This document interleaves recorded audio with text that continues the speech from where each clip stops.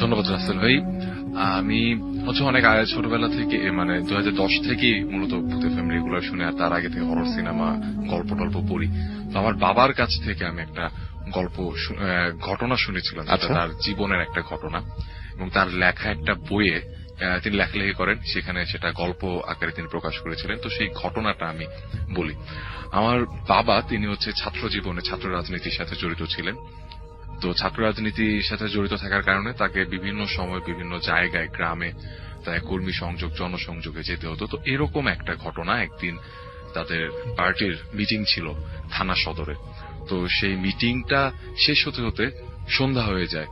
তো সন্ধ্যার পরে সিদ্ধান্ত হয় যে তাদেরকে মিটিং শেষে তাদেরকে একটা গ্রামে বিভিন্ন জনকে বিভিন্ন গ্রামে পাঠানো হবে কর্মী সংযোগের জন্য। তো আমার বাবাকে একটা গ্রামে পাঠানো হয়, সেই গ্রামটার নাম হচ্ছে শাহবাজপুর।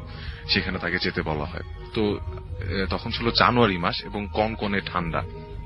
তো নেত্রকোনার এলাকার ঘটনা আমি বলছি, নেত্রকোনা জেলায়।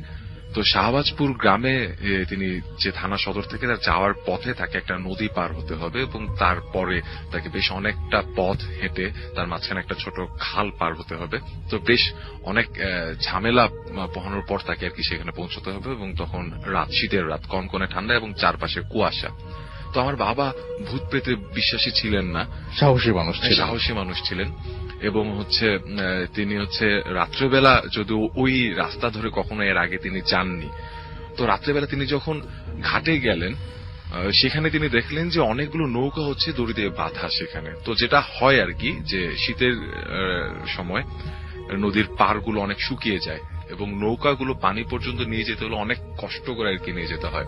তো ওইখানে নৌকাগুলো দড়ি দিয়ে বাঁধা থাকতো, যার প্রয়োজন সে রাত্রেবেলা দড়ি খুলে সে নৌকা নিয়ে রাস্তা মানে নদী পার হতে পারত।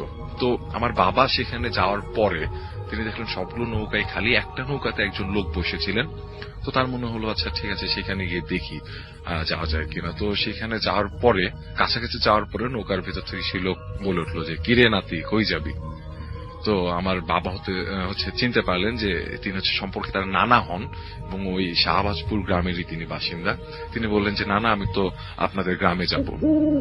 তখন বলে আচ্ছা আচ্ছা, আমিও আবার ওইখানে যেতে চাচ্ছিলাম, রাতে আবার আমার এখানে আসতে হবে, থানা সদর মানে শহরে আসতে হবে। তো আমি একটা সঙ্গীর জন্য অপেক্ষা করছিলাম, তাহলে চল একসাথে যাই। তো যাই হোক, আমার বাবা হচ্ছে তার নানার সাথে নৌকায় উঠলেন। তারা দুজনে করে নৌকা নদী পার হলেন। তো পার হওয়ার পরে যখন নামলেন, তখন তার নানা তাকে বলছেন যে অমাবস্যার রাত, এমনি জায়গাটা ভালো না, তারপর আবার হাত কাটার খাল আর কি, যে খালটা সেটাকে বলা হয় হাত কাটার খাল। তো বলছেন যে সেখান দিয়ে তো যেতে কি ভয় পাবি নাকি? তো আমার বাবা বললেন না না না, ভয় পাবো কেন? তো নানা তখন বললেন যে ভয় পেলেও সমস্যা নেই, আমি আছি সাথে। তো তারপর থেকে আমার বাবা কিছুটা যেন ভয় পেতে শুরু করলেন, এবং তার মাথার মধ্যে হাত কাটার খাল নিয়ে অনেক কাহিনী প্রচলিত আছে, সেগুলো তার মাথার মধ্যে ঘোরাঘুরি যেতে লাগলো। তো তারা দুজন হাঁটছেন, তার মনে হচ্ছে তিনি বোধহয় আরো কারো অন্য কোনো শব্দ পাচ্ছেন। তো আস্তে আস্তে যেটা হয় আর কি, রাতের বেলা পরিবেশটা একটা থমথমে পরিবেশ, মনের মধ্যে নানা ধরনের চিন্তা চলে আসে, এবং তিনি তখন ভাবতে লাগলেন যে হ্যাঁ, আওয়াজটা হয়তো আমাদের পায়ের আওয়াজ কিংবা আমার নিঃশ্বাসের আওয়াজ, এরকম ভেবে তিনি মনকে প্রবোধ তো এভাবে এগিয়ে যাচ্ছেন। তো খালটার আগে একটা মাঠ, এবং মাঠের এক পাশে একটা নদী, আরেক পাশে হচ্ছে বিল, মাঝখান দিয়ে আর কি, মাঠের মাঝখান দিয়ে একটা খাল এই বিল থেকে নদীর সংযোগটা করে দেয়। তো সেখানে খালটা পার হতে হয়। খালের দিকে যখন নামছেন, তখন তার মনে হলো যে বোধহয় কোনো একটা কিছুর শব্দ হচ্ছে তার আশপাশ থেকে, মানে এমন কিছু শব্দ হচ্ছে যেটা সে আসলে ওই মুহূর্তে সহ্য করতে পারছিল না। তার মানে ভয়টা আস্তে আস্তে খুব বেড়ে যাচ্ছে, খালের দিকে নামছে এবং তার ভয়টা খুব বেড়ে যাচ্ছে। তখন তার নানা হঠাৎ করে বলে উঠলেন যে ভয় পাওয়ার কিছু নেই, আমি আছি। তো ঠিক আছে, খালে কিছুটা পানি পার হতে হয় আর কি। তো সেই পানি দিয়ে যখন পার হচ্ছিলেন, তখন তার মনে হলো যে তিনি নুপুরের আওয়াজ পাচ্ছেন। এত রাতের বেলা, তো আবার খালের মাঝখানে নুপুরের আওয়াজ পাওয়ার কোন সম্ভাবনা থাকার কথা না। তো তিনি আবার মানে এই বিষয়টাতে আরো ভয় পেয়ে গেলেন। তখন হচ্ছে তার নানা বললেন যে ভয়ের কিছু নেই, আমার পাঞ্জাবির পকেটে ম্যাচের কাঠি নাড়াচাড়া করছে। আচ্ছা। তো তিনি কিন্তু জানেন না, বা তিনি কিন্তু বলেননি যে তিনি কোনো শব্দ পাচ্ছেন। তার নানা নিজে থেকে উত্তর দিয়ে দিলেন, এই সময়টাতে তার পানি পিপাসা বেড়ে গেল এবং নার্ভাস হলে যেটা হয় আর কি, মানুষের পানি পিপাসা বেড়ে যায়। তিনি এরকম অনুভব করতে থাকলেন এবং তার মনে হচ্ছে এই মুহূর্তে তার পানি খাওয়া খুব প্রয়োজন। তার মনে হচ্ছিল যে খালের যে ময়লা পানি তিনি সেটাই খেয়ে ফেলবেন। তখন নানা বললেন যে ময়লা পানি খাওয়ার দরকার নেই, শরীরের জন্য ভালো না। তো তিনি আরো ভয় পেয়ে গেলেন এবং তার তখন একদম তার নিশ্চিত যে তার পেছন পেছন কেউ একজন তাকে ফলো করছেন, কিন্তু তার কোনো সাহস হলো না যে পেছনে ফিরে তিনি দেখবেন যে আসলে কি হচ্ছে। তো তারপর তারা কতক্ষণ ধরে যে আসলে তারা খাল পার হলেন, তার এসে আমার বাবা তিনি বলেছিলেন যে তার নিজেরও আসলে মনে নেই যে ঠিক কতক্ষণ, মনে হচ্ছে অনন্তকাল ধরে আর কি তারা খাল পার হলেন। তো খাল পার হয়ে তারা ওই পারে গেলেন।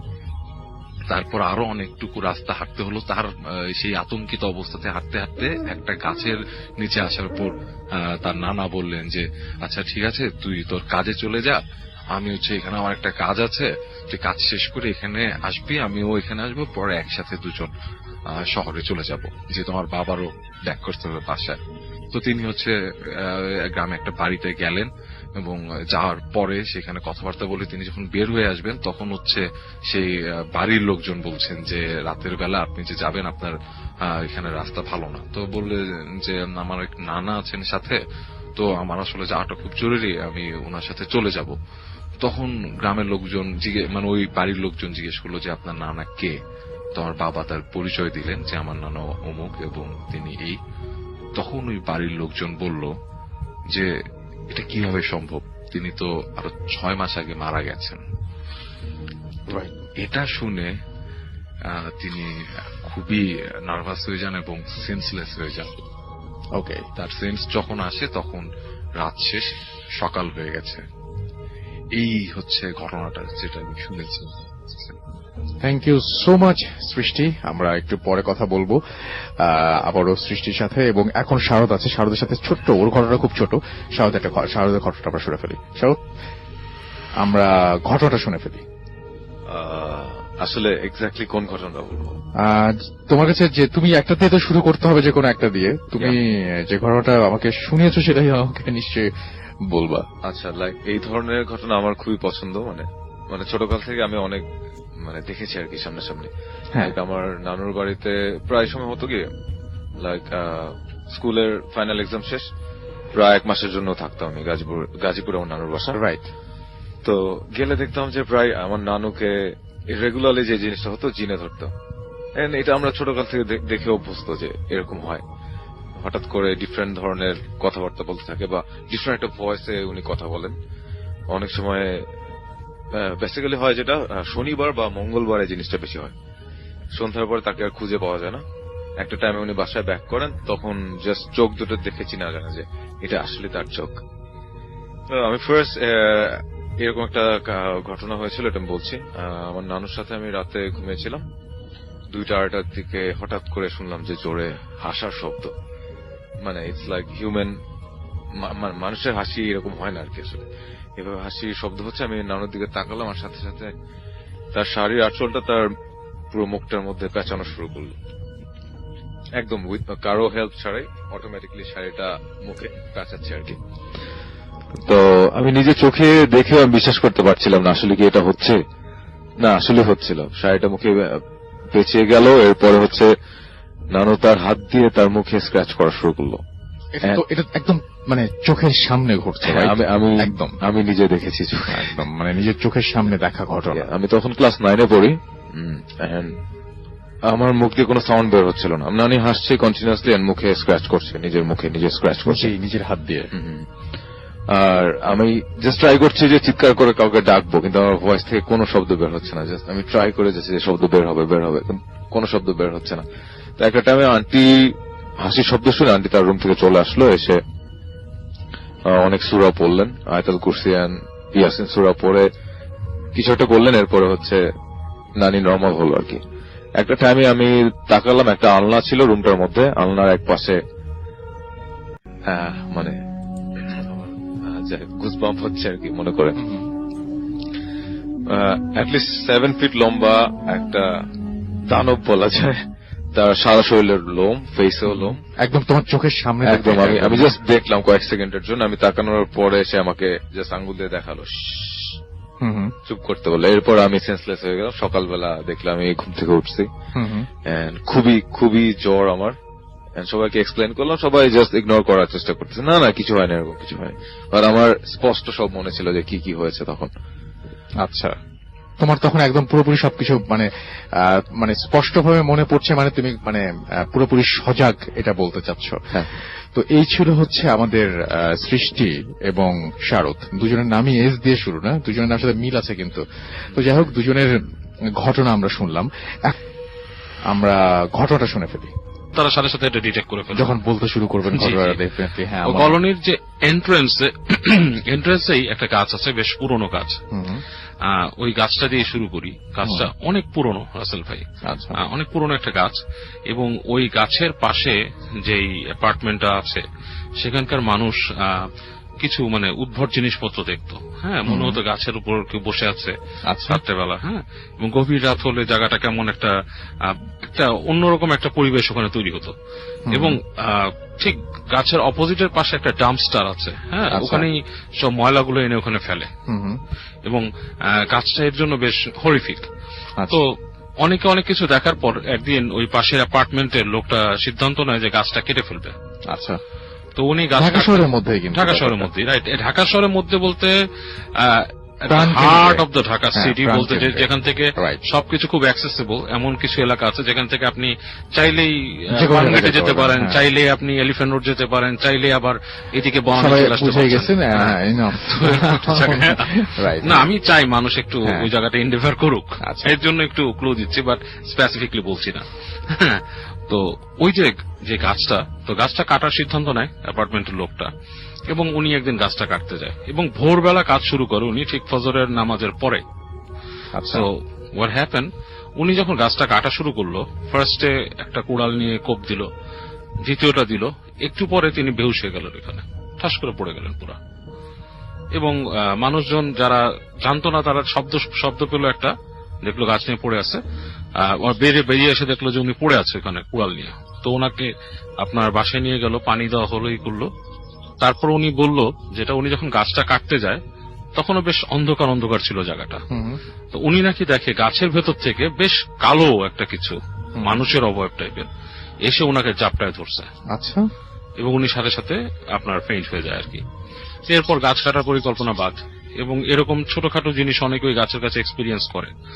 তো ওই গাছ তো হচ্ছে এন্ট্রেন্সে, কলোনিতে যখন আপনি ঢুকবেন, ঢোকার পরপরই কিন্তু একটু পরেই দেখবেন আপনি পুরানো একটা কলোনি, ডান দিকে বাম দিকে একটু আপনার গাছপালা টাইপের। ঢোকার পর একটা জায়গা আছে ডান দিক দিয়ে ঢোকার সময় কলোনির মাঝখানে, সেখানে ওই সিঁড়ি ঘর, যেটা বিল্ডিং এ ওঠার জন্য যেটা সিঁড়ি ঘর আর কি, সেই জায়গাটাও কেমন স্পুকি টাইপের আসলে, অন্ধকার হয়ে থাকে। এবং ওর ভেতরে যে লাইট পোস্ট গুলো, সেগুলো কিন্তু এখনো নিয়নের আলো জ্বলে, লাইক টিউব লাইট, আগের আমলে যেরকম জ্বলতো সেরকম টিউব লাইট। গাছপালা আছে প্রচুর, জঙ্গল, মানে একটা জঙ্গলের মতো অবস্থা ভেতরে, যেটা বলছি আমি আলাদা একটা ইকোসিস্টেমের মতো। তো ওইখানে অনেকেই নাকি দেখছে মাঝখানে আর কি, যে একটা মানুষ লাইক গায়ের মধ্যে কম্বল দিয়ে বসে থাকলে যেরকম, সেভাবে গভীর রাতে বসে থাকে। এরকম একজন লোক আপনার রাতের বেলা সে উঠতেছিল সিঁড়ি দিয়ে, এবং সে হঠাৎ করে দেখে এরকম কম্বলের মতো একটা মানুষের মতো বসা। সে ঘুরে যখন তাকায় তার দিকে, তারপর কিন্তু সে বেহুশ হয়ে যায়। এবং এরপর থেকে ওই লোকটা কিন্তু বেশ আপনার পজেস টাইপের, প্রায় তার এরকম দাঁতে দাঁত লেগে যায় এবং বিভিন্ন কিছু দেখে, এবং সে একটু অ্যাবনর্মাল হয়ে গেছে। আর ওই যে গাছ কাটতে গেছিল রাসেল ভাই, যে অ্যাপার্টমেন্টটায়, ওইটাই, ওই অ্যাপার্টমেন্টে যারা থাকতো তাদের মধ্যে একটা ছেলে কিন্তু পরে আত্মহত্যা করে, মানে তাদের একজন ছেলে, and without knowing any reason. ঠিক আছে। আর ওই অ্যাপার্টমেন্টের আরো কিছু কাহিনী, যেমন ওই অ্যাপার্টমেন্টের একদম কলোনি যে শেষের দিকের অ্যাপার্টমেন্টে, ওটাতে একটু এক্সটেনশন আছে মানুষের, ধরেন আলাদা নিচতলায় বাড়ি করা, ওখানে টিনের চাল দেওয়া। তো ওই বাসায় যে থাকে আর কি, তার মুখ থেকে শোনা, আমার একজন ফ্রেন্ড বলছে যে ওদের বাড়িতে আপনার রাতের বেলা হঠাৎ করে মনে হয় যে ছাদের উপরে খুব ভারী কোনো মানুষ ধুমধাম শব্দ করে হেঁটে যাচ্ছে টিনের চালের উপর দিয়ে। তো ওরা একবার, ও আর ওর আব্বা একদিন বের হয়েছে রাত্রেবেলা এরকম শব্দে, রাত্রে ধরেন 1টা 12টা 1টার দিকে, মনে হচ্ছে ধুমধাম শব্দ হচ্ছে। বের হয়ে যখন তাকায় দেখছে উপরে, দেখে কেউ নাই, হুম হুম। কিন্তু একটু আগে মনে হচ্ছে ছাদ কেউ ভেঙে ফেলতেছে, এরকম তখন তাই মনে হয়। হ্যাঁ, এরকম শব্দ। আচ্ছা। তো এরপর থেকে শব্দটা হঠাৎ থেমে যায়, হঠাৎ হয়। হুম। তো বেশ কিছুদিন আগে, মানে খুব রিসেন্ট টাইমের একটা কাহিনী, যে এরকম ছাদের উপরে মনে হচ্ছে যে কেউ ভেঙে ফেলতেছে, মানে খুব ভারী, ধরেন একজন মানুষ যদি বেশ ধরেন তার ওজন যদি 200-300 কেজি হয়, লাইক একজন রেসলারের মতো একজন মানুষ ওখান থেকে দৌড়াচ্ছে এবং বা শব্দ লাফাচ্ছে। হচ্ছে। প্রচন্ড শব্দ, টিনের চাল, এবং মনে হচ্ছে যে টিনের চালটাকেও টান দিয়ে ছিঁড়ে ফেলতেছে মাঝখান থেকে, আচ্ছা এরকম শব্দ। এবং গভীর রাতে, রাত তখন বাজে 3টা। আচ্ছা।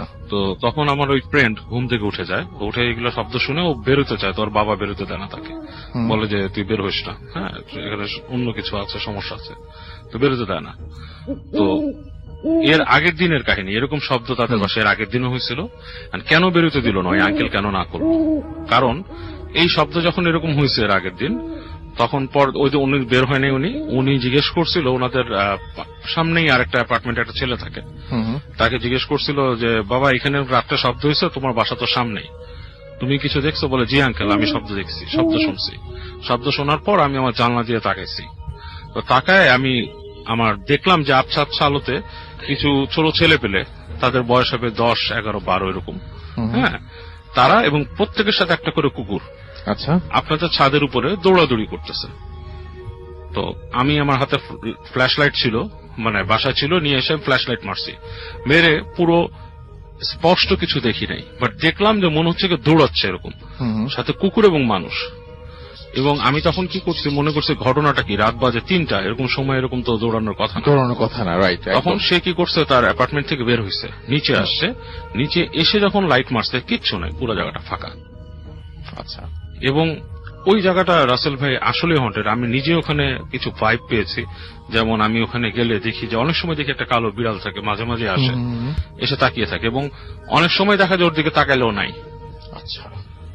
তো এরকম আরো কিছু ওই জায়গাটায় ঘটে। জায়গাটা বেশ হন্টেড একটা মানে এরিয়া, অনেক আগে তৈরি, এবং আমার মনে হয় মোটামুটি বেশ অনেকটা ইতিহাস ওখানে বহন করতেছে জায়গাটা। রাইট। তো এই ছিল বাবু ভাইয়ের এখনকার মতো ঘটনা। আমরা আবার একটা ঘটনা ফিরে আসবো। আমাদের সঙ্গে আরো একজন অতিথি আছেন, তার ঘটনায় আমরা যাব। আমরা চলে যাচ্ছি বাবু ভাইয়ের দ্বিতীয় ঘটনায়। ওকে রাসেল ভাই, থ্যাংক ইউ। এই কাহিনীটা হচ্ছে জেসনের কাহিনী। জেসন তখন যখন কাহিনীটা আমাকে শেয়ার করে, তখন সে ফ্লোরিডায় থাকতো, বাট সে এসেছিল আইডাহো থেকে, আমেরিকার আইডাহো স্টেট থেকে। যাই হোক, যেহেতু আপনি ফ্রাইডে দ্য 13 বা হ্যালোউইন এরকম সম্বন্ধে বলছেন, তো এই কাহিনীটার সাথে হ্যালোউইনের একটা সম্পৃক্ততা আছে, এর জন্য বলছি। সো জেসনরা যখন টিন এজ ছিল, when they were like 15 or 16 years old, 15-16 বছর বয়স যখন ছিল, তখনকার কাহিনী। ওরা ফ্রেন্ডরা এই হ্যালোউইন জিনিসটা নিয়ে বেশ অ্যাকচুয়ালি এক্সাইটেড ছিল।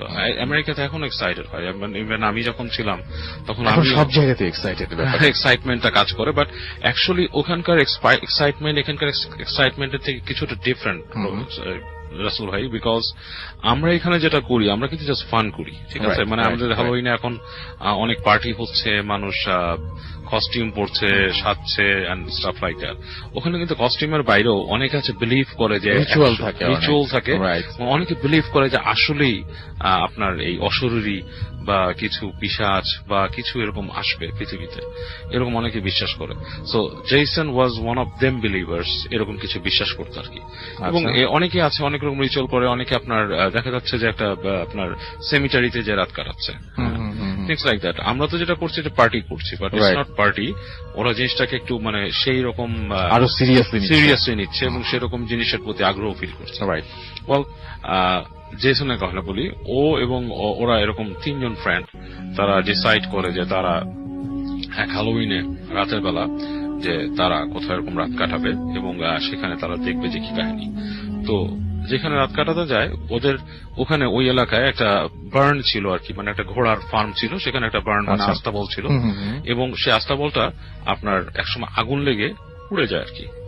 তো ওখানে অনেকে বলে যে ওখানে নাকি একজন শত্রুতা করে আগুন দিয়েছিল আরেকজনের বার্নে। হ্যাঁ, তো যখন সে এটা পোড়ায়, তখন নাকি কোনো কারণে সে পালাতে পারেনি আর কি, তার পাও বেঁধে যায় এবং সেও সে আগুনে পুড়ে মারা যায়। এরপর নাকি অনেকেই ওই জায়গায় গেলেই এরকম দেখতো আর কি, সে মানুষটাকে। মানে এটা গভীর রাতে কেউ হেঁটে যাচ্ছে বা গাড়ি নিয়ে যাচ্ছে আশপাশ থেকে, হঠাৎ দেখতো যে ওই রাস্তা দিয়ে হঠাৎ একটা মানুষ হেল্প পুরো আগুনে পুড়ছে এবং দৌড়াচ্ছে, এবং তার আশেপাশে অনেক আগুন, মানে আপনার ঘোড়ার ফার্মের আগুন, মানে পুরো সিনটাই নাকি তার সামনে প্লে হতো অনেকের সামনে। আচ্ছা, তো ওই জায়গাটার কাহিনী শুনে জেসন আগ্রহী হয় যে ওরা 3 জন ফ্রেন্ড ওখানে রাত কাটাবে আর কি যায়। তো ওরা ওখানে যায়, যে হ্যালোউইনের রাত্রে ওইটা ও যেখানে থাকতো সেই জায়গাটা পুরোপুরি একটা মানে ইট ওয়াজ লাইক আরবান এরিয়া, মানে পুরোপুরি শহরে না। তো ওখানে যে রাতের বেলা ওরা বসে মানে ওই বাসাটার মধ্যে ট্রেসপ্যাসিং ছিল, মর্নিং ছিল যে নো ট্রেসপ্যাসিং, বাট ওখানে যেটা হয় আমরা ওইটা করেছি যে নো ট্রেসপ্যাসিং এলাকায় ঢুকে গিয়েছে একটা সময়, তো ওরাও ঢুকে যায় আর কি।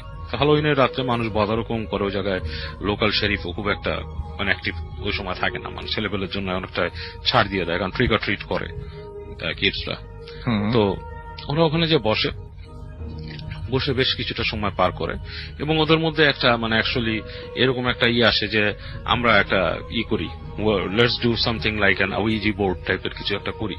যেমন আপনার অনেকে কিন্তু যেটাকে আউইজি বোর্ডকে আমাদের দেশে ওইজা বোর্ড বলে জিনিসটাকে, যেটা আউইজি বোর্ড নিয়ে মানে একটা স্পিরিট কল করি বা সামথিং লাইক দ্যাট।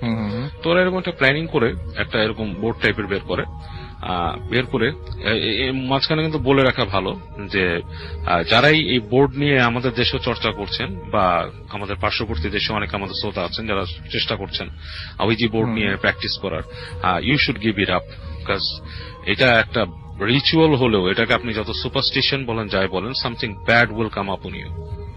হয় কিন্তু মানে if you don't have the preparation, মানে আপনি actually you are calling the devil, আপনি নিজে ডেভিল কল করে আনছেন। যে কোনো রিচুয়ালে কিন্তু আপনি নিজেই একটা ডেভিলকে কল করে নিয়ে আসছেন, so you are basically giving an access to devil to get to you.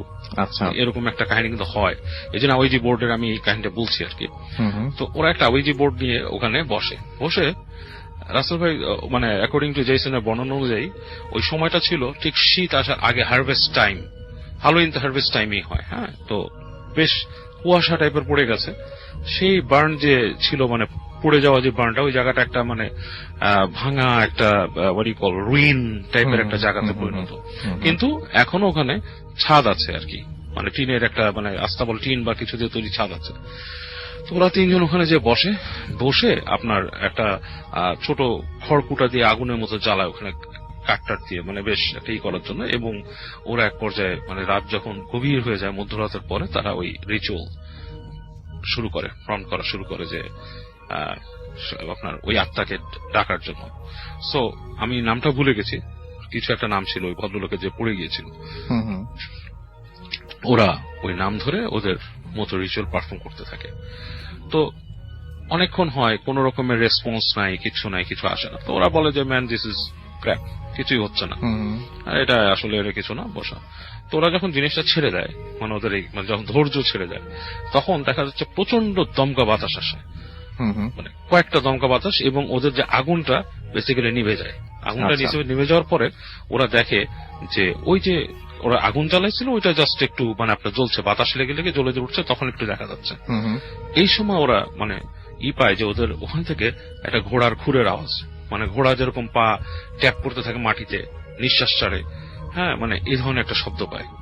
তাকায় দেখে যে দূরে একটা চোখ জ্বলছে, মানে এক জোড়া চোখ, এবং মানে ঘর ঘর শব্দ আসছে ঘোড়ার মতো। আচ্ছা, এবং ওরা খুবই ভয় পায়, মানে যে কি ব্যাপারটা কি, একটা ঘোড়া তো এখানে আসার কথাই না, কারণ আশেপাশে কোনো বার্ন নেই। এবং কিছুক্ষণের মধ্যেই ওরা দেখে ঠিক যেখানে চোখ দেখছিল সেখানে না, তাদের সামনে উঠানের মধ্যে একটা টকবগে ঘোড়া টাইপের বেশ ভালো আকৃতির একটা বার্ডওয়াইজার হর্স, বোঝা যাচ্ছে ছায়াতে, ওখানে চলে আসছে এবং বারবার নিঃশ্বাস ফেলছে। এবং আশ্চর্যের ব্যাপার, ঘোড়াটার চোখ জ্বলছে। আচ্ছা, এবং মানে মানে খুবই একটা ভয়ানক জিনিস। এবং তারপরে দেখে ঘোড়াটা দৌড় দিয়ে সামনে চলে গেল ওই যে দরজার কাছে, মানে ওই ওখানে ঢোকার যে পথটা সেখানে চলে গেল। এবং সেখান থেকে কিছুক্ষণ পরে একটা মানুষের খুব পেঁচানো গলায় ডাক টাইপের আর কি, মানুষ যদি খুব কষ্টের গলায় ডাকতে থাকে মানে সে, এবং এই পর্যায়ে বলতেছে যে আমাকে সাহায্য করো না, ওইখান থেকে চলে যাও, এরকম করে বলতেছে। তো ওরা 3 জন বয়স কম ছিল, তাদের সাহস ছিল না, তারা পড়িমড়ি করে দৌড়ে ওখান থেকে বের হয়ে যায়। এবং বের হয়ে ছুটতে থাকে যতক্ষণ পর্যন্ত ওরা ওই ঘোড়ার শব্দ অনেকক্ষণ পর্যন্ত ঘোড়ার শব্দ পেছনে আসে। এবং তারপরে জেসন আমাকে যেটা বলে পরে যে অ্যাকচুয়ালি আই ডোন্ট নো জিনিসটা কি, বাট আমার বিশ্বাস যে এটা not because of just Halloween এরকম কিছু হয়েছে, বাট আমরা we have done something very wrong okay. Obviously. আর এটার পিছিয়ে আমার পয়েন্টটা যেটা ছিল রাসেল ভাই, যে এই যে পারফরমেন্স, আমি আওয়াইজি বোর্ড নিয়ে একটা মানুষকে সাবধান করলাম যে এটা হচ্ছে বেসিক্যালি মানুষ কিন্তু অনেকেই করে out of curiosity and stuff like that. আমার মনে হয় এটা ঠিক একটা ছোট কাহিনী রাসেল ভাই বলতে চাই, এটা হচ্ছে আউট অফ দিস সাসপিশনের বাইরে আর কি একটা কাহিনী বলবো। আমার মনে হয় খুব তাড়াতাড়ি তাহলে আমরা আচ্ছা, এটা ছোট ছোট কাহিনী শুনেছি। হ্যাঁ এরকম মানে এটা হচ্ছে খুবই মানে এই কাহিনীটা আমি কখনো বলবো কিনা আমি চিন্তা করছিলাম একবার, বাট আজকে চিন্তা করলাম আচ্ছা বলা যায়, অনেকদিন আগের ঘটনা। আচ্ছা, তখন ওই সময় আমার আম্মু আর কি উনি করতেন আর কি, আম্মা এখনো করে, মানে একটু মানে ধর্মীয় শিক্ষা টিক্ষা দেয় মহিলাদের আর কি। তো উনি এক জায়গায় এরকম শিক্ষা দিতে গিয়েছিলেন। তো উনি যখন আসছেন তখন ওখানকার আমাদের যে নানি ছিলেন উনি বললেন যে একজন মহিলা দেখছে, একজন মহিলা ওনাকে পাগলি বলে ডাকে অনেকে। আচ্ছা, তো বলতেছে যে পাগলি রাত হয়ে গেছে, তুমি একটু এগিয়ে দিয়ে আসো। আমার আম্মুর নাম ধরে বলছে, বলে আচ্ছা ঠিক আছে। তো আমার আম্মু ওনাকে নিয়ে রাতের বেলা রিক্সা করে আসছেন বেশ দূর থেকে, পুরান ঢাকার একটা অঞ্চল থেকে। আসার পর বাসায় আসলেন, আসার পর আমার আম্মু তাকে বলতেছে যে পাগলি এই যে আমাকে ডাক দিছে, বলে এদিকে আসো। ডাকার পর বলতেছে এই যে আমার ছেলে, ওকে অনেক ছোট দেখছিল না? বলে হ্যাঁ হ্যাঁ দেখছি, ছোট দেখছি, তো এখন তো বড় হয়ে গেছে মাশাআল্লাহ। বলে হ্যাঁ, বলে দেখো ওর সাথে। বলে আমার বললো সালাম দাও, আমি সালাম দিলাম। দেওয়ার পরে ওনাকে যখন চলে যাচ্ছে আম্মা তাকে চাচ্ছে রিক্সা ভাড়া দিয়ে দিতে, যে তুমি রাতে আসছে রিক্সা। তখন তিনি আম্মাকে বলতেছে না না আমার রিক্সা ভাড়া লাগবে না, আমি উড়াল দিয়ে চলে যাবো, আমার কি রিক্সা ভাড়া দিন, তারা নেবো না। সে নিবেই না। ওনাকে দেখে যে খুব আর্থিক অবস্থা সচ্ছল বা অনেক কিছু মনে হয় সেরকম না, আর উনি বলছে আমি উড়াল দিয়ে চলে যাবো, আমার রিক্সা ভাড়া লাগবে না। আম্মু মনে করছে যে একটু পাগল টাইপের মানুষ। আচ্ছা, হ্যাঁ, তারপর চলে গেছে। তো কাহিনী শেষ। 2-3 দিন পরে আম্মু ওই নানির সাথে দেখা হয়েছে আবার, বলতেছে যে আম্মা কাল ওই দিন তো এরকম আসছিল, তো ওকে তো আমি রিক্সা ভাড়া দিতে দিলাম, ও নিল না। তখন নানি বলতেছে ওর কি রিক্সা ভাড়া লাগে নাকি, তুমি কাকে রিক্সা ভাড়া দাও, ওকে মানুষ নাকি? জিনিসটা আমি বুঝতে পেরেছি। এবং যখন আপনি উড়াল দেওয়ার কথা বলছেন তখন আমি বুঝতে পারছি যে এরকম করে কিছু হবে। তো আমরা একটা ঘটনা যাব এবং এটা একেবারে গ্রামের ঘটনা, সেই ঘটনাটা যাচ্ছি এবং এরপরে আমরা শুনবো চা বাগানের ঘটনা, রাইট? তো আমরা একটা গ্রামের ঘটনায় চলে যাচ্ছি এই মুহূর্তে। আমাদের সঙ্গে একজন অতিথি আছেন, আপনার নামটা প্লিজ একটু বলবেন, তারপর আপনার ঘটনায় যাব। আমার নাম দীপু, আমি মিরপুর শেরপাড়া থেকে এসেছি। জি। ঘটনাটা আমার বাবাকে নিয়ে, জি। এবং এটা 80 দশকের ঘটনা। আমি তখন অনেক ছোট। আমি, আমার মা এবং আমার ভাই বোন সবাই মিলে আমার নানা বাড়ি গিয়েছিলাম। এবং বাবা সাধারণত আমাদেরকে আগে নানা বাড়ি পাঠিয়ে তারপরে মানে 2 দিন পরে যায় আর কি। জি। মানে এই ঘটনার দিনও ঠিক সেরকমই একটা ব্যাপার ছিল। আচ্ছা, আমরা আগেই চলে গিয়েছি আমার নানা বাড়ি। জি। বাবা 2-3 দিন পরে মানে গিয়েছেন, কিন্তু সেই দিন যাওয়ার সময় একটা ঘটনা ঘটে যায়। জি। এমন ঘটনাটা এমন যে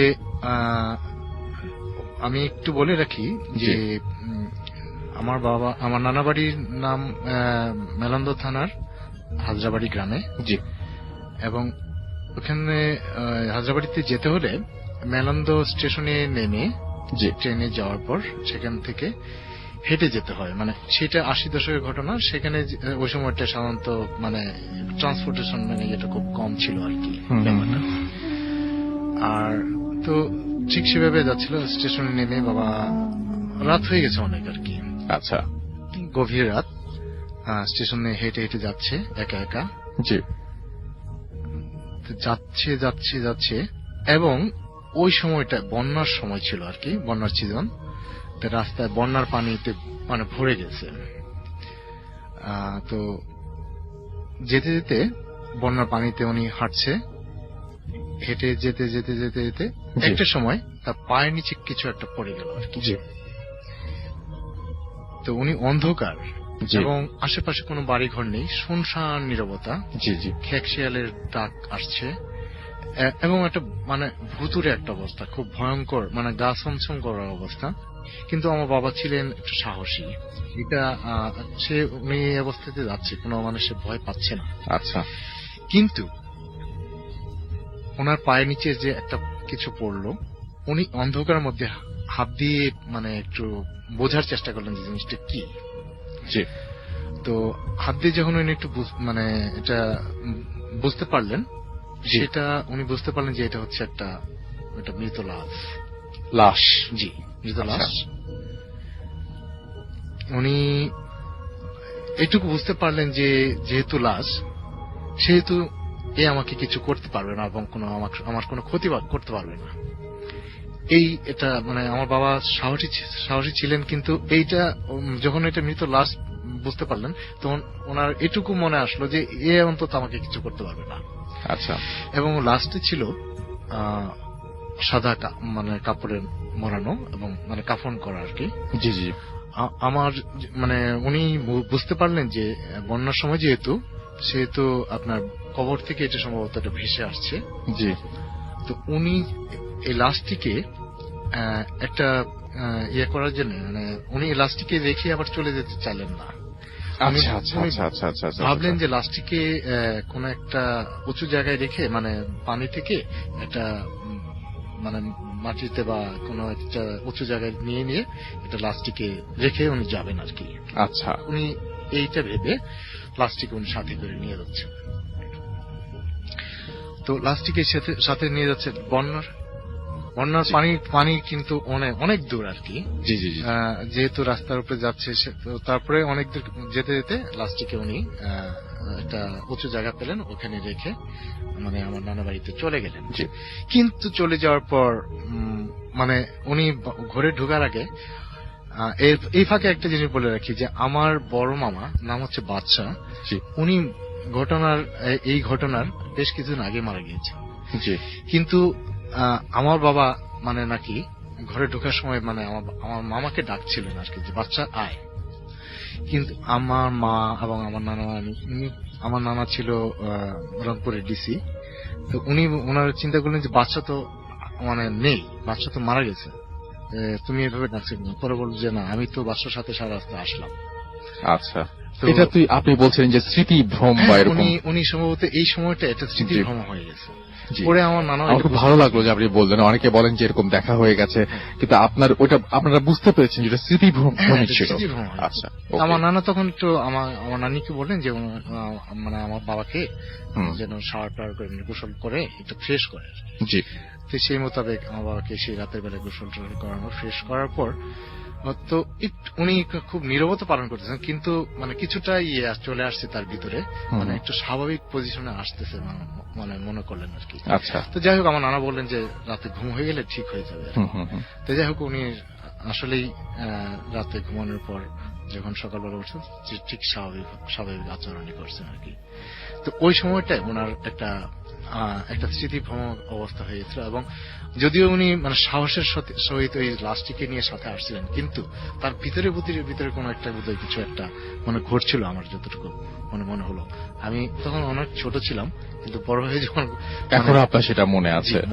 thank you so much. Thank you আপনার ঘটনার জন্য। আপনাকে অনেক ধন্যবাদ। একটা ছোট্ট ঘটনা আমরা পড়ে ফেলছি। ইমেইল আজকে যদি একদমই না পড়ি তাহলে কিভাবে হবে?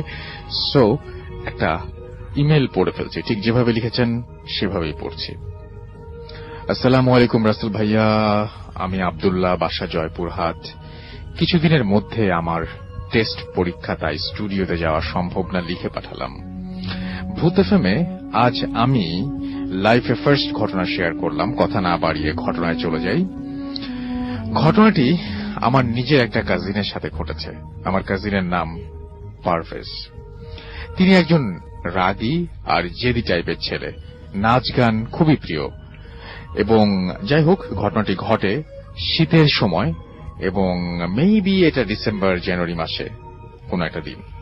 আমাদের গ্রাম্য এলাকায় শীতের সময় প্রতি রাতে নাচ গানের আসর বসে। সেখানকার প্রত্যেক রাতের শ্রোতা আমার কাজিন। ঘটনার রাতে পারভেজ ভাইয়া এবং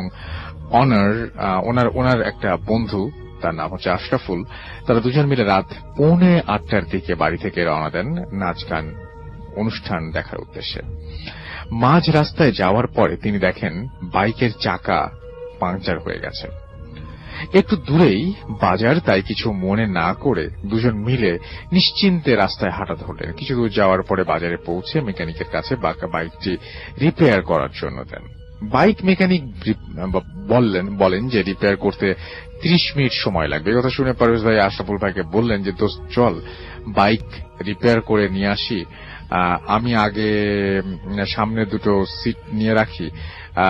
আচ্ছা, বাইক রিপেয়ার করা হলে নিয়ে আসিস, আমি আগে সামনের দুটো সিট নিয়ে রাখি। যেই বলা সেই কাজ, তিনি 15 টাকা ভাড়া দিয়ে সেখানে গেলেন এবং সামনে দুটো সিট নিয়েছেন। অনুষ্ঠান শুরু হয়েছে, কিন্তু আশরাফুলের কোনো খবর নেই। Mobile off. রাত 10টা, 11টা, 12টা, কোনো খবর নেই। আশরাফুল 12:30 থেকে 1টার মধ্যে যে কোনো একটা সময় ভাইয়ার কাছে কল দিয়ে বলল, দোস্ত আমি বাইক রিপেয়ার করে যাওয়ার সময় দেখি যে সামনের চাকাটাও পাংচার হয়ে গেছে। কিছু দূর থেকে ঘুরে এসে বাইক রিপেয়ার করে সেটা বন্ধ করেছি। বাইক রিপেয়ার করতে এসে দেখি যে সেটাও বন্ধ, অর্থাৎ মেকানিকের যে ওয়ার্কশপ আছে সেটাও বন্ধ হয়ে গেছে। এবং কিছু দূর আমি যেটা করলাম সেটা মেকানিকের কাছে ফোন করেছিলাম, কিন্তু সে হসপিটালে গেছে, 2 ঘন্টার মধ্যে ফেরার কথা বলল। আমি 2 ঘন্টা বসে আছি, কিন্তু মেকানিকের আসার কোনো নাম নেই। এই কথা শুনে পারভেজ ভাই আশরাফুল ভাইকে বাড়ি যেতে বলে, আর এটাও বলে যে অনুষ্ঠান শেষ হলে তিনিও বাসায় যাবেন। দেখতে দেখতে এক পর্যায়ে অনুষ্ঠান শেষ হয়, তখন আনুমানিক রাত 2টা বাজে। আগেই বলেছি গ্রাম্য এলাকা, খুব কুয়াশা, আবার প্রচন্ড শীত। বাড়ি আসার জন্য কোনো যানবাহন পেলেন না তিনি। একটু হাঁটার পরে একটা সাধারণ ভ্যান পেলেন তিনি, সেটা যাবে উল্টো দিকে এবং ভূতগাড়ি নামের একটা জায়গাতে। সেখান থেকে মাটির রাস্তা, তাই প্রচলন নাই তেমন বেশি, যাতায়াত খুব কম। পাকা রাস্তা দিয়ে গেলে 7 কিলো হাঁটতে হয়, আর ভূতগাড়ি থেকে মাটির রাস্তা দিয়ে গেলে 2 কিলো হাঁটতে হয়। এই রাস্তাটা মাটির হওয়ার কারণে তেমন চলাচল নেই, বাড়ির উল্টো দিকে পড়ে, তাই ভাইয়া রাস্তা দিয়ে চলাচল করেন না, ইমার্জেন্সি কোনো খুব না হলে বা খুব জরুরি কিছু না হলে আর কি। আর অন্য কোনো উপায় না থাকায় তিনি ভ্যানে করে ভূতগাড়ি হয়ে বাড়ি যাওয়ার রাস্তাটাই বেছে নিলেন।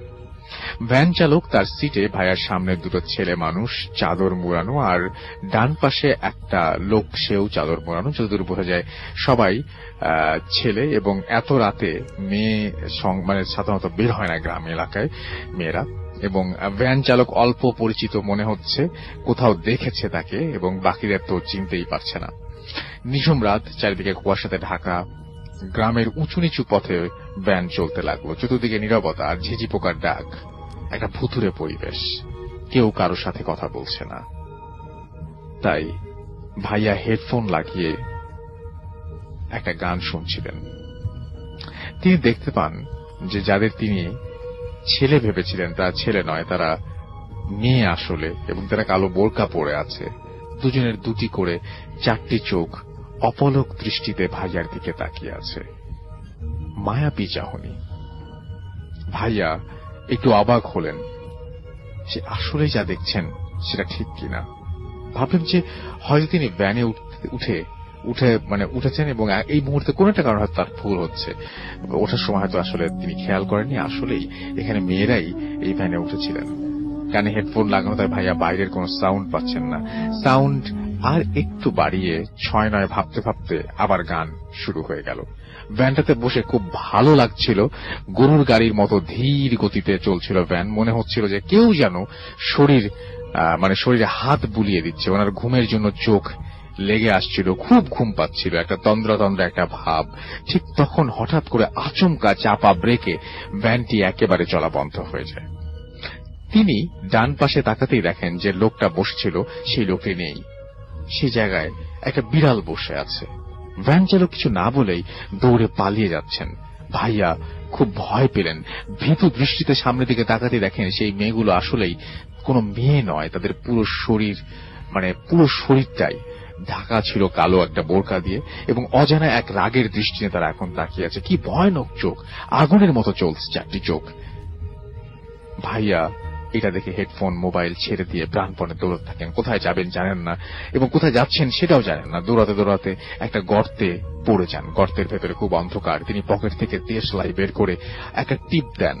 মানে দেশলাই মানে টিপ লাইটার বের করে টিপ দেন এবং তিনি কোথায় আছেন সেটা দেখার পরে তিনি সেন্সলেস হয়ে যান। তিনি দেখেন যে পচা গলিত দুর্গন্ধযুক্ত লাশের ওপর বসে আছেন তিনি একটা কবরের ভেতর। কতক্ষণ যে সেন্সলেস অবস্থায় ছিলেন সেটা তখন তিনি বুঝতে পারেননি। পরের দিন সেন্স ফিরলে তিনি দেখেন সেই কবরের লাশের সাথেই তিনি শুয়ে আছেন। তিনি বাইরে আলো দেখতে পান, কিন্তু লাশের সাথে শুয়ে থাকাটা তিনি সহ্য করতে পারেন না। লাশটা দেখে আবার সেন্সলেস হয়ে যান। সেন্সলেস থাকতেই একটা দিন অতিবাহিত হয়ে যায়। পরে আবার যখন সেন্স ফেরে তখন রাত, কিন্তু তিনি কবরেই আছেন। তিনি সাহস করে উঠে আসেন বাইরে, সেই অন্ধকার রাত। তিনি আবার দৌড়াতে থাকেন। তিনি বুঝতে পারেন যে এটা একটা কবরস্থান, কিন্তু জোরে দৌড়ানোর পরেও এটার কোনো শেষ খুঁজে পাচ্ছেন না। তিনি আবার দৌড়তে থাকেন প্রাণপণে, চিৎকার করতে থাকেন। অন্ধকারে কিছু মানুষের কথা শুনতে পান, দূর থেকে ভেসে আসছিল। তিনি সেই দিকে তাকিয়েই দৌড়তে থাকেন আর খুব চিৎকার করতে থাকেন, আমাকে বাঁচাও, খুব খুব কষ্টে। সেখানে পৌঁছান এবং তাদের মধ্যে একজনকে জড়িয়ে ধরেন। তিনি একটু পরে বুঝতে পারেন যে যাকে তিনি জড়িয়ে ধরেছেন তার শরীরে কোনো কাপড় নেই, সমস্ত লোমে ঢাকা। এক ঝটকায় তাকে ফেলে দেয়। তিনি তাদের দিকে তাকিয়ে দেখতে পান কিছু মানুষ রক্তবর্ণ চোখ করে তার দিকে তাকিয়ে আছে। তিনি আল্লাহু আকবার করে চিৎকার দেন। তারপরে আর কিছু মনে নেই। 3 দিন পরে মসজিদের ইমাম ফজরের ওয়াক্তে তাকে রাস্তায় পান এবং ইমাম সাহেব মসজিদে রাখেন আমার কাজিনকে। আমরা ওনাকে জীবিত অবস্থায় নিয়ে আসি। তিনি এখনো অসুস্থ। আব্দুল আল আমিন লিখেছেন জয়পুরহাট থেকে।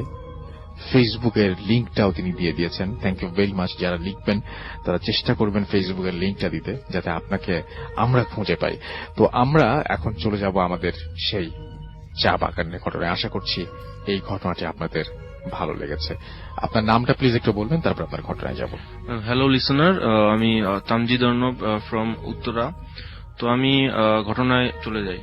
জি। তো রিসেন্টলি আমি আমার এক বড় ভাইয়ের সুবাদে শ্রীমঙ্গল চা বাগানে কয়েকদিন থাকার সুযোগ হয়, ওখানে একদম বাংলোতে। তো বাংলোর বর্ণনাটা আমি আগে দিয়ে নেই।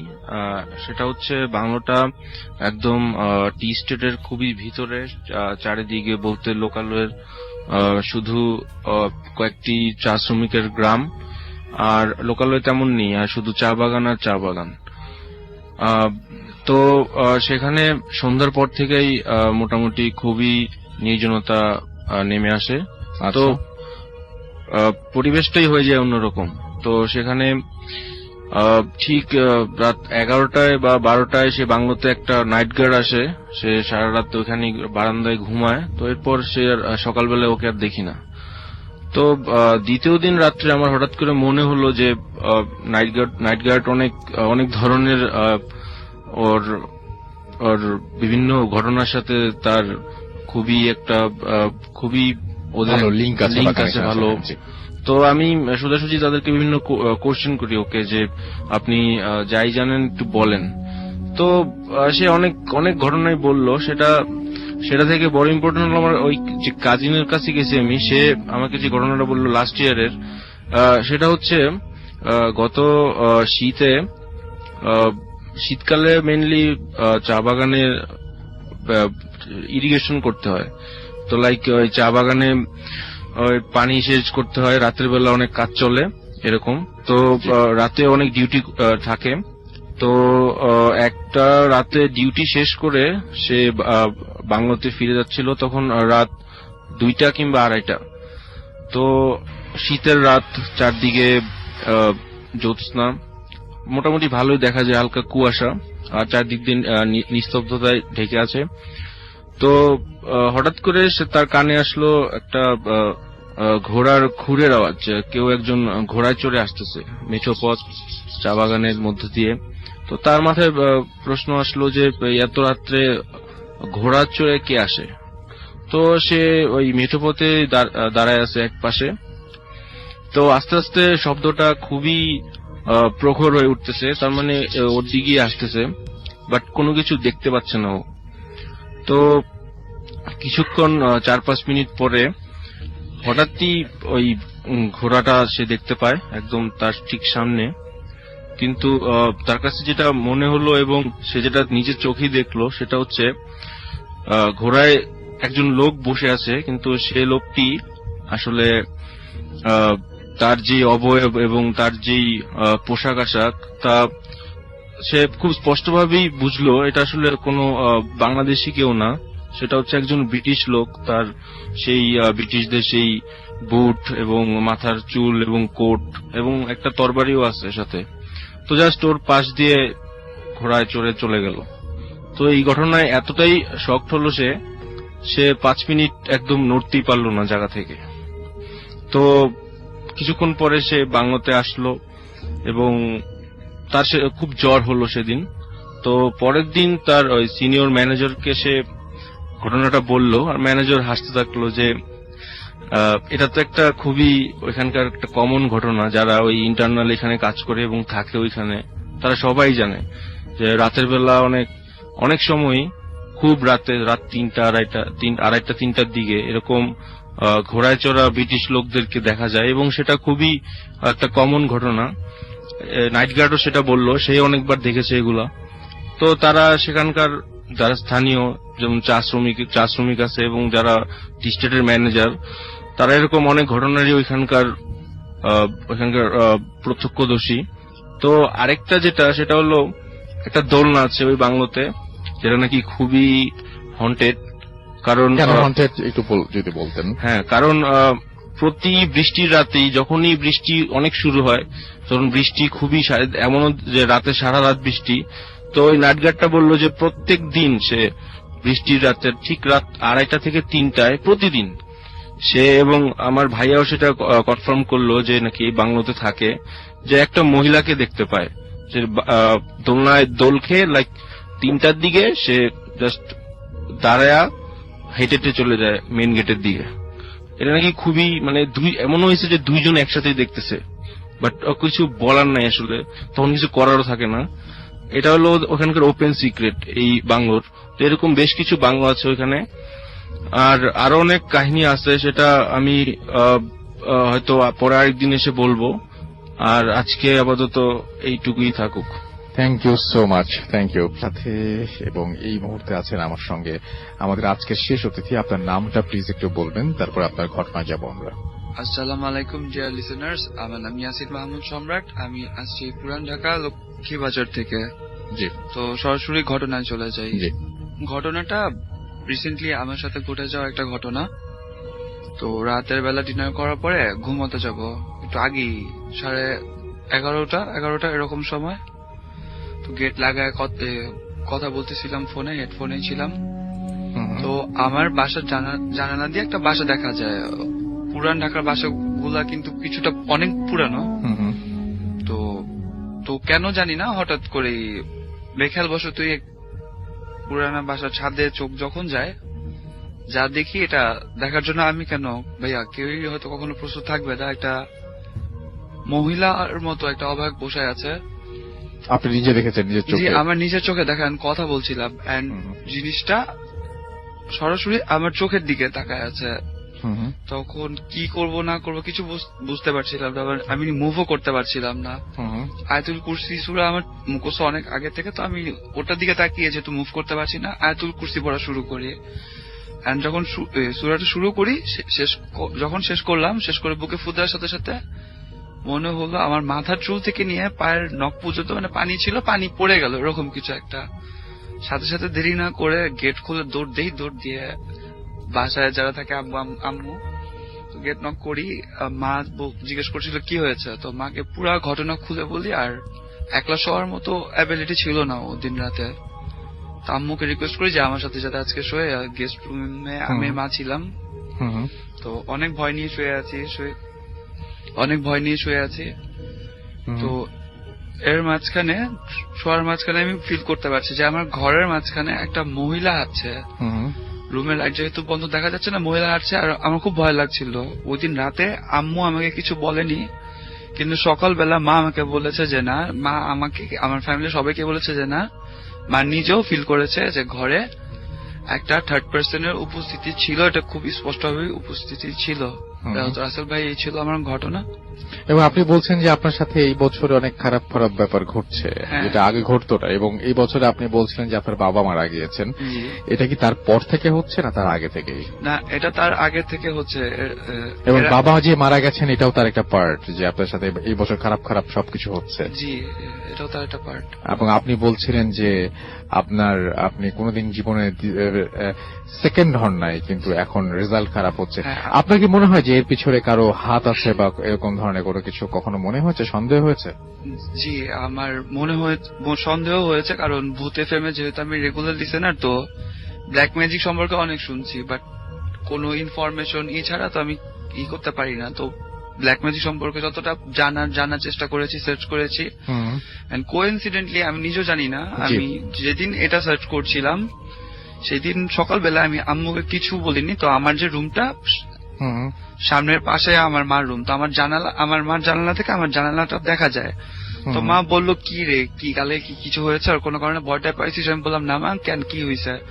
তো মা বলতেছে, কাল তোর জানলার সামনে দেখলাম একটা আগুনের মতো উল্কাপিণ্ড নড়তেছিল। আপনার মা নিজে দেখেছে? হ্যাঁ, আম্মা নিজে দেখেছে। আচ্ছা।